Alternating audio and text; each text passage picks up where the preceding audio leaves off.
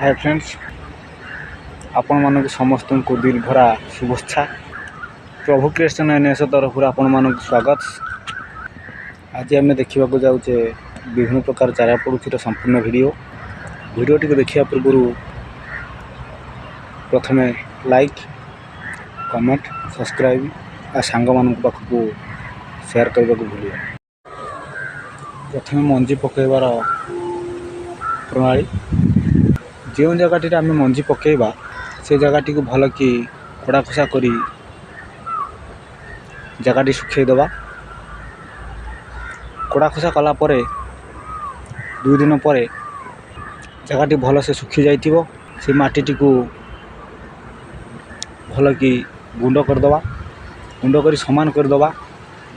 समान कर सारिबा परे मीठा माटी आम कि गुंड कर चल रखि माटी चलारे से चला माटी ता ऊपर बिछेदबा।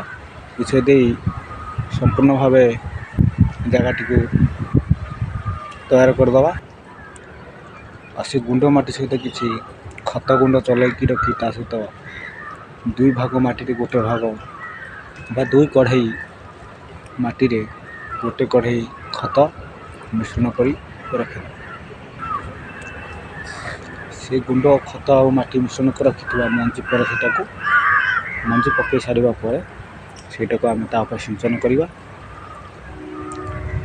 आसतु जीवा मंजीटा केमती पकईबा देखिए। Let's start. गुंड खत माटी पड़ जाए माटी समान तेल पर गुंड खत माटी पड़ जाए।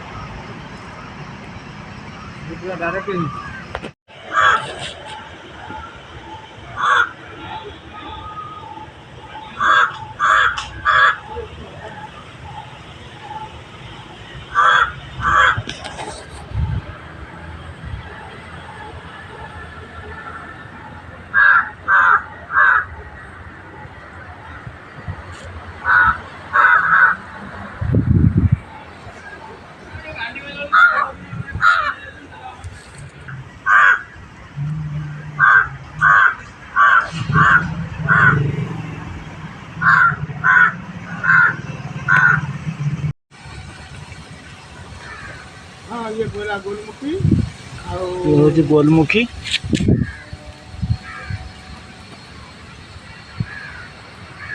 छतिजा पवन बाड़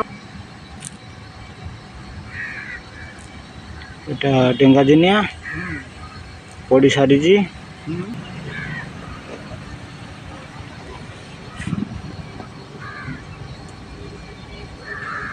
कसमस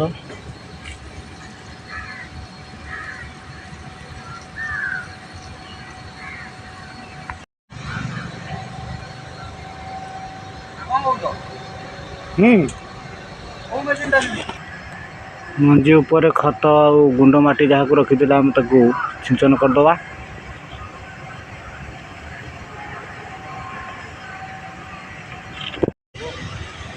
मंजी पड़ सारिबा पर खत और गुंड माटी सिंचन सरी जाए।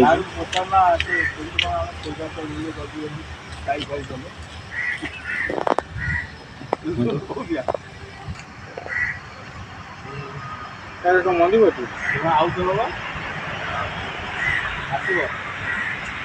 गुंड और खत गुंड माटी गुंड कर सिंचन कर सरीगला।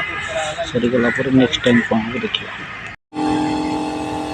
मंजी तो पकई सारे खत गुंड माटी दे सारे कि भरिया प्रणाली पानी दिया चलती से देखी नहीं जावा। भाई मोर पानी दौरान ना ना ये पानी ठंडा पानी मीठा पानी मंजी पड़वार 2-3 घंटा पर स्प्रे मोटर धरी पानी दि जाऊँगी। गछटा जमी मटीटा ताड़ी हेनी कि मंजीटा एपट सेपट हेनी से स्प्रे मेसीन पानी दिया।